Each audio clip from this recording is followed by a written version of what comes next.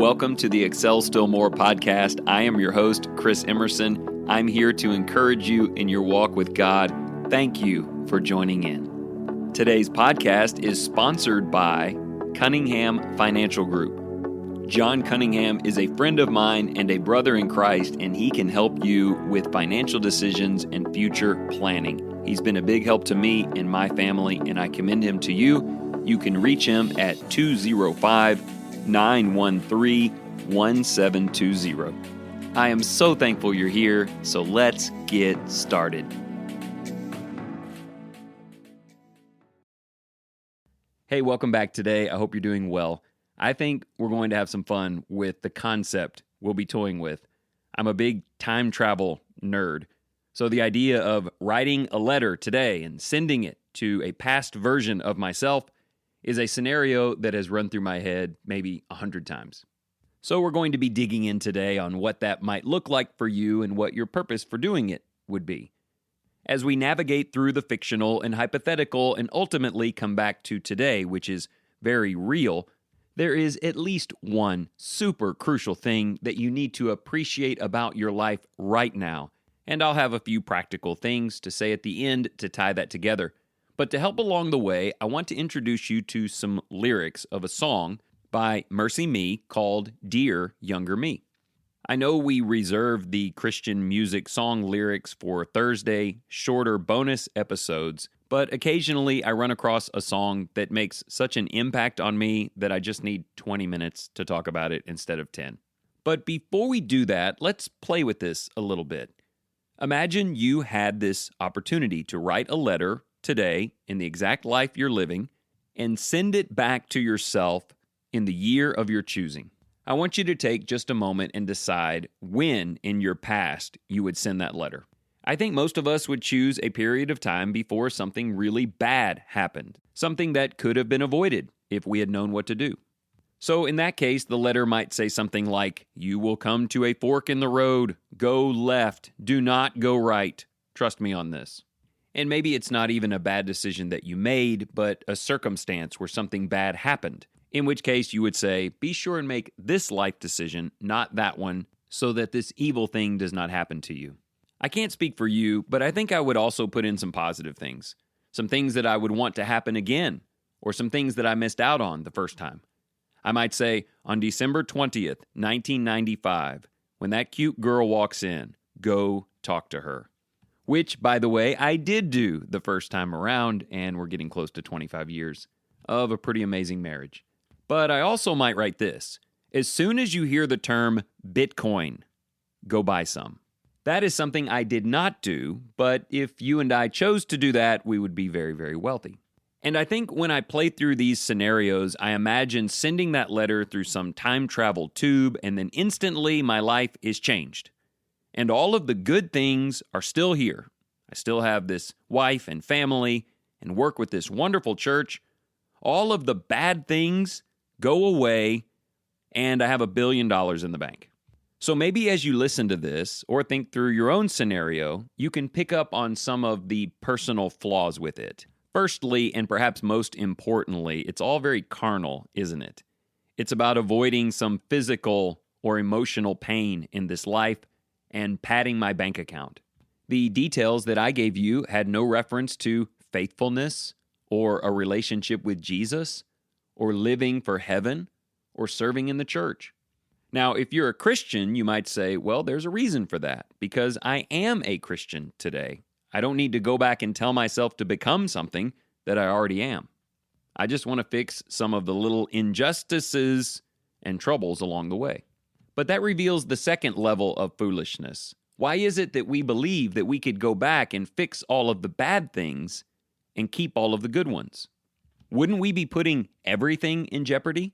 In order to change the pathway of your life, might it change the pathway of all aspects of your life? Could I come back with $1 billion but not married to the love of my life? Is it possible that I avoid all kinds of unnecessary trouble but never find myself at the foot of the cross begging for mercy? And that leads to a question that I will come back to at the end of the episode.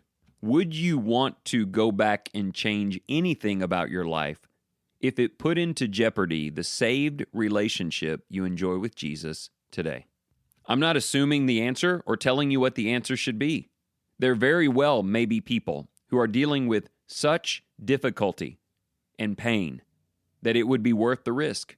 The risk of forfeiting the good in this life and maybe even some of the eternal treasures of goodness just to stop hurting. Well, that leads me to the lyrics of this song, Dear Younger Me, that opens up in such a relatable way and ends with a conclusion that honestly I didn't see coming, but I really hope I would emulate. Dear younger me, where do I start? If I could tell you everything that I have learned so far, then you could be one step ahead of all the painful memories still running through my head.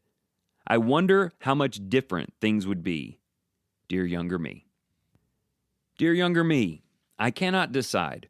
Do I give some speech about how to get the most out of your life? Or do I go deep and try to change the choices that you'll make because they're the choices that made me? Even though I love this crazy life, sometimes I wish it was a smoother ride. Dear younger me. Now let me just pause a moment and say how relatable all of that is.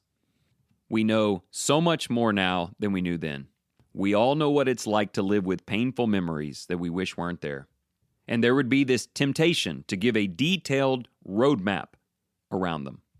But then the author of this song takes it in an entirely different and powerful direction. I'll just go ahead and read the rest of the song. If I knew then what I know now, condemnation would have had no power. My joy, my pain would have never been my worth. If I knew then what I know now, would have not been hard to figure out what I would have changed if I had heard, Dear younger me. It's not your fault. You were never meant to carry this burden beyond the cross, dear younger me. You are holy. You are righteous. You are one of the redeemed. Set apart, a brand new heart. You are free indeed. Every mountain, every valley, through each heartache you will see. Every moment brings you closer to who you were meant to be, dear younger me. You are holy. You are righteous. You are one of the redeemed. Set apart, a brand new heart. You are free indeed, dear younger me. Man, what a wasted letter. A golden opportunity squandered. Nothing about staying in school or avoiding those friends, speeding down that back road, or missing out on Apple or Bitcoin, or asking that girl out on a first date. All of this knowledge, this ability to change so many things, and you didn't write any of them. Instead, the song says there will be mountains and there will be valleys. You will have a lot of heartache, but please listen carefully, younger me. Every high and every low will bring you closer to who Jesus has remade you to be. I'm not writing you asking you to do something different to affect our future. I'm writing you to free you of guilt, of shame, of carrying burdens. I don't want you to invest in some stock so I can be rich. I want you to understand how richly blessed you are in Jesus right now, whether you're 18 or 28 or 40. You are holy and righteous and redeemed. Christ has set you apart, given you a new heart, and freed you. Well, I don't know about you, but I feel punched in the gut. I was trying to get better things from a younger me, and this guy's trying to give a younger version of himself the kindest gift of all. In my own words, I hope that if I wrote a letter back to a teenage me, I would say, Chris, you have given your life to Jesus. He has set you free. You don't have to carry any shame or humiliation or doubt. Chris, you don't have to go out there and prove to the world who you are or get what's yours. And honestly, every time you try to do that in your life, separate from rejoicing in who you are as a Christian, you will always to some degree regret it, whether it goes good or bad. Be saved. Be His. There is no peace you will ever find in your life that isn't provided to you in connection with Christ. If I'd have known then what I know now, I would have stretched my hands out, closed my eyes, and fallen backwards into His arms long ago. That is who you agreed to be in Him. And while life will have ups and downs, as long as that's where you find yourself, you will be fine. Now, I realize as I say that you may be dating a letter back to yourself before you were a Christian, in which case I hope you wouldn't waste ink talking about avoiding some bad job you took or investing in some property, but instead you would say everything you're searching for in this life, everything you think you have to go out and get for yourself will lead to a dead end until you find Jesus. He alone can give you what will be found nowhere else. He alone can make you what nothing else can. Everything in your life will get better, including your ability to handle all of the bad things that happened, as soon as you find Him. And maybe your only real advice in the letter is to find Him as early as possible and give Him your life. Now again, the ending of the song came as a surprise to me. I'm listening thinking, you can write anything in the world. What's it going to be? And the answer is, you are redeemed. Live like it. But it certainly had an impact on me because, again, it made me feel very carnal and one-dimensional that I would write to avoid some pitfalls and get some gains. It reminds me that life has never really been about that, at least not under the new covenant. I won't bore you with lengthy details here, but I've been doing some study from a book called Introduction to the New Testament by David De Silva. It is a textbook, so if you order it, please know that. But it explores what Jewish life was like in the hundreds of years leading up to Jesus and in the decades that followed, and how Jesus came to make some fundamental changes beyond just the changing of the blood from animals to His own. Under the old law, they had what was called a Deuteronomistic view of life. Basically, it meant that if you did the right thing, good things happened here. If you serve God, then you get to live a long time. If you do what is right and make good decisions, you get land and houses and victory in war. And honestly, I think a lot of that abides in us in the American culture, where we think that the objective is to have good health, long lives, prosperous homes. But then comes Jesus to change out that covenant with the new one that is called the apocalyptic view, which says, hey, that may be what happens for you. You may make good choices and reap a long life and great rewards, but probably not, because that's not what this promise is about. In fact, if you serve me, you may live a shorter life. You may lose your property. Making good decisions may actually hurt you in this life. But what you get out of it is eternal life. You get a relationship with me, a spiritual one, that lasts through your last breath into eternity, forever in heaven. So I am a little bit afraid that we want the new covenant concept of Jesus' powerful blood over the blood of animals, but we kind of want the Old Testament concept of I do the right things and life on earth is awesome. I think we need to be careful with that, and not just in the fictional hypothetical of writing a letter to a younger you, but you may have children in your life or grandchildren. That's real. They really are building a future here. And while I get go left instead of right to make your life better, make this good investment and reap rewards. While I get that, I think we need to be getting a lot less of that and a lot more, well, every mountain, every valley, through each heartache you will see, every moment brings you closer to who you were meant to be. You are holy, you are righteous, you are one of the redeemed, set apart a brand new heart. You are free indeed.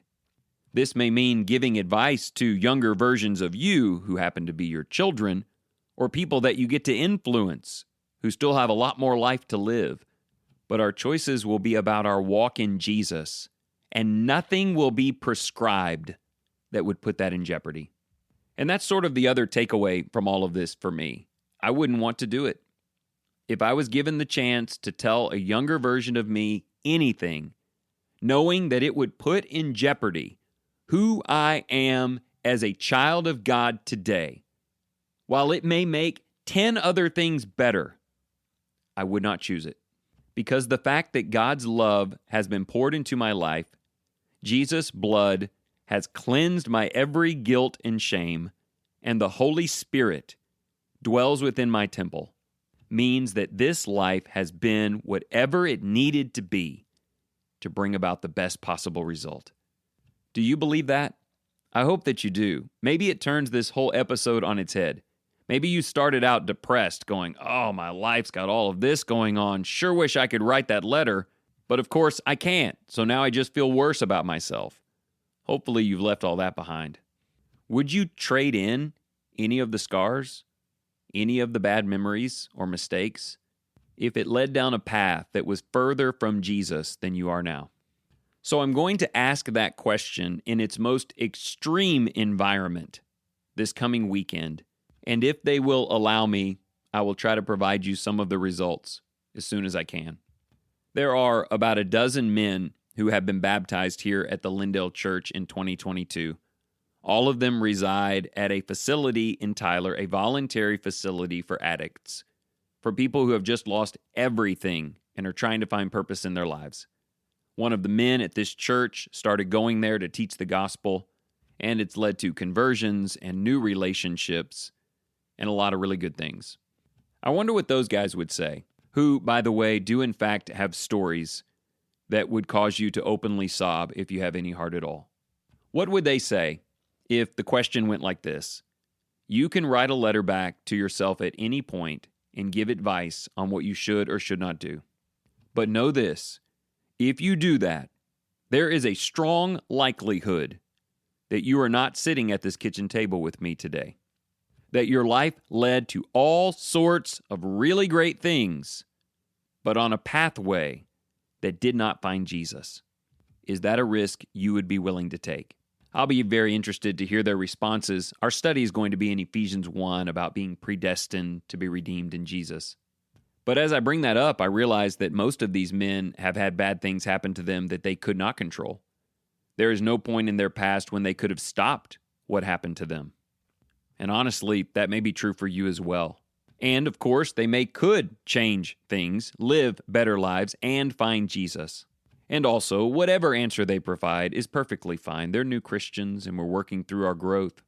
But in the end, what I want them to see is, no matter what happened to you in this life, right here and now, you are holy, you are righteous, you are one of the redeemed. You are set apart with a brand new heart, and you are free indeed. I want them to believe that it's okay. What happened is okay. The path not taken, that's okay. Because there is nowhere it could have taken you better than who you are now surrounded by, and who you will be forever. But look, they're not the ones I'm talking with today. I'm talking with you. And I'm asking you to go all in with what Jesus brought to us. The apocalyptic view that if we have him, we may have to forfeit things that the world wants. But there is no more blessed place to be in the universe than in his church. And maybe the only message you would give yourself if you could send information back is kind of like marriage is, for me at least. I got married at the age of 18. And if I had known what it was going to be like, I would have done it sooner. So there it is. Fall into the arms of Jesus. Build every hope around his promises, because there is nothing more blessed in this life. So run to Jesus now, dear younger me.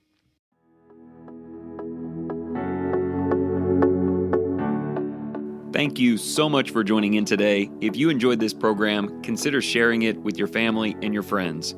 And if you're just in search of deeper Bible study, or you want to share the message of Jesus with the children in your life, remember to go to creationtorevelation.com. This wonderful company, run by Christians, provides beautiful illustrations of Scripture from beginning to end, putting the spotlight on Jesus. And remember this, whatever you choose to do today in the name of the Lord Jesus Christ, excel still more.